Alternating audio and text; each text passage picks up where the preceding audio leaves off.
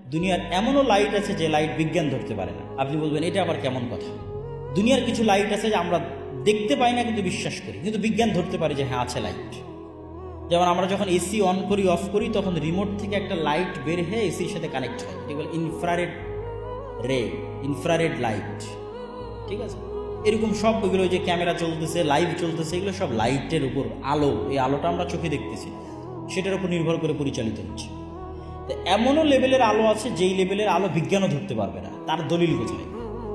তার দলিল হচ্ছে কুকুরের ঘ্রাণ শক্তি মানুষের ঘ্রাণ শক্তির চাইতে 10,000 গুণ বেশি। আমরা মানুষকে চেহারা দেখে চিনি, কুকুর মানুষকে চেহারা দেখে চেনে না। মানে আপনি আমাকে যেইভাবে দেখতেছেন, কুকুর আসলে আমাদেরকে এইভাবে দেখে না। কারণ আমাদের কাছে পৃথিবীটা 3D, ত্রিমাত্রিক। কুকুরের কাছে পৃথিবী 3D নয়। কুকুর সামান্য কিছু কালার দেখে, আর বেশিরভাগ সময় চিনতে পারে ঘ্রাণ, ঘ্রাণ শুনে চিনতে পারে। আমরা একটা মানুষের অবয়ব দেখে চিনতেছি, এইভাবে না।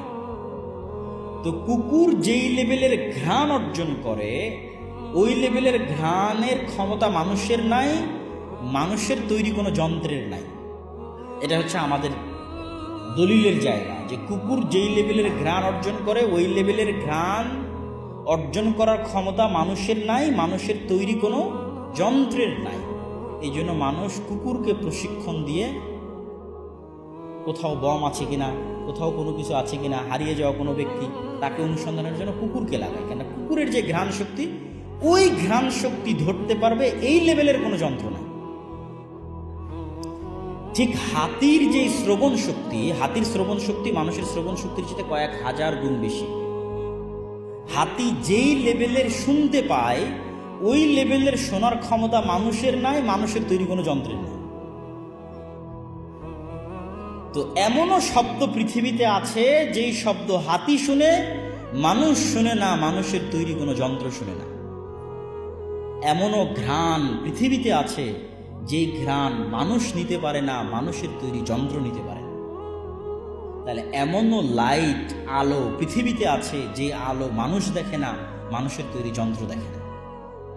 যে আলো দেখলে কুকুর চিৎকার করে ওঠে, যে আলো দেখলে মোরগ চিৎকার করে ওঠে।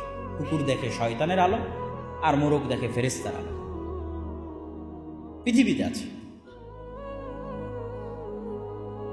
তো এটাই ফেরেশতারা নূরের তৈরি। নূর পৃথিবীতে আছে, বিরাজ করছে পৃথিবীতে। সে নূর রাসূল সাল্লাল্লাহু আলাইহি ওয়াসাল্লাম চেয়েছে যে অন্তরে তৈরি হোক, কানে তৈরি হোক, চোখে তৈরি হোক, ডানে বামে তৈরি হোক,